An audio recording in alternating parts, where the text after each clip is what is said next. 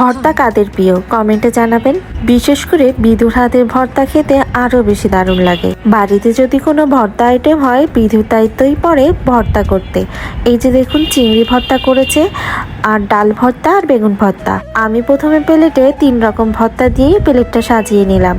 প্রথমেই আমি ডাল ভর্তা দিয়ে মাখছিলাম, তখনই বিধু বলল, কেন ডাল ভর্তা আগে খাচ্ছিস?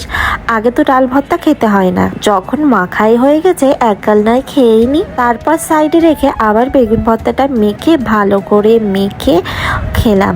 বেগুন ভর্তাটাও যা দুর্দান্ত হয়েছিল, আর ডাল ভর্তার তো তুলনা নেই। এই রেসিপিগুলো বিধু টিনা লাইফস্টাইলে পেয়ে যাবেন। সবার লাস্টে খেলাম চিংড়ি ভর্তা, সেই ছোট ছোট ঘুচো চিংড়ি। এই চিংড়ি দিয়ে কিভাবে যেন বিধু ঝাল ঝাল করে খুব সুন্দর ভর্তা করেছে। রেসিপিটাও ওর পেজে পেয়ে যাবে। এত দারুণ হয়েছে খেতে।